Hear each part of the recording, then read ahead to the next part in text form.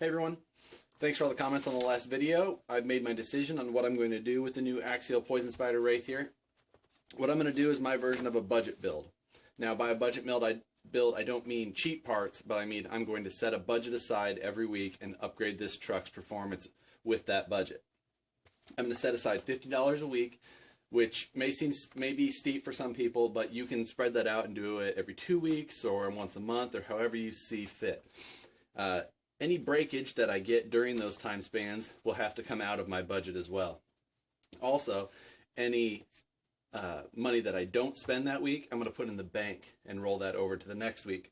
So that will be the plan for this truck. I've got a preliminary schedule already set up is how I see the upgrades going, and that will hopefully be in line with how I think anything would break on this truck, but we will see as we go. So for right now, we're going to get right into the upgrades. So for the first week's upgrades, I'm going to do 3 things before I even run this truck. First of all is a Castle 10 amp BEC. I plan on running 3S solely in this truck. And with the internal BEC inside of the stock ESC, it just does not have the power to run that servo on 3S. You'll notice that you'll get up against a rock and try and turn and the truck will shut down. So to fix that problem, you just install a BEC and everything will run smooth. If you do need wiring diagrams or anything like that, check out my website, harleydesigns.com. There'll be a build section for this truck, and you'll be able to find all of that information in that section. Also, rccrawler.com, the Wraith section, I have stickies at the top that give you motor and gearing help, depending if you want to go right into a faster motor, brushless motors, things like that. It gives you a full step-by-step of what are the best and things to go with. Also, regular upgrades and things like that, just things beginners should know. If you're new to the Wraith, go read those threads. It'll help you a bunch.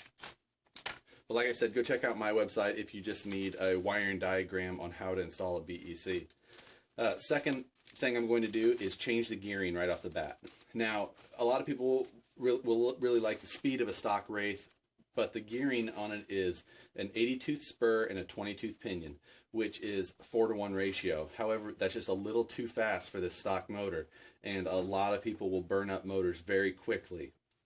So in the interest of making the stock axial 20-turn motor last as long as I can, I'm going to switch over to this 84-tooth Kimbrough spur gear. It's still a 48 pitch, and I'm going to go to a 16-tooth pinion. So that'll get my ratio down to 5.25 to 1. Make that motor work a little bit less hard. And the 3S will give me my speed back. So I think it'll still be a nice happy medium, and we're going to go from there. All right, guys. As this project goes, I'm also going to do as many free upgrades and tweaks to the tuning as I can, just to try and get the most out of this truck for the least money at a time.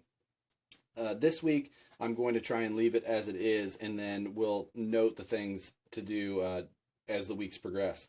Next week, one of the very first things I do plan on doing is removing the battery from the back and relocating up front, moving the ESC and this radio box around so that I can have everything up front and get rid of that weight bias with the rear. I'll probably also get into doing some of the free cage mods as far as cutting the back off and doing some of that to try and make this look a little bit more like the real deal Poison Spyder, but on a budget. So also, before the end of this week, I'll also cut off this Tamiya style plug and solder on a Dean's. That won't come out of my budget though.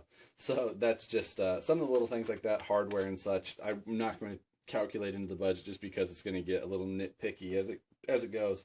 So that's a little bit on the free side of things, and we'll get more into that as the weeks progress.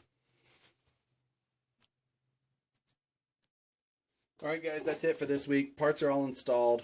I don't have any running video this week, but in following weeks I'll try and make sure and get a little bit of it as it sits and how it's running. I'll try and find a benchmark climb or trail or something like that so that we can kind of get an idea of what the changes look like as we go.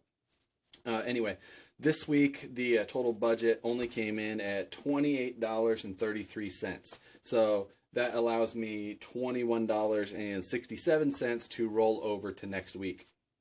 So follow along. I'll be posting updates every Thursday. So subscribe to the channel and check for videos on this project every Thursday. This truck should go from a pretty tame stock Wraith to something pretty crazy and unique here towards the end. So hopefully you guys follow along, and we'll see how it goes. We'll see you on the next one.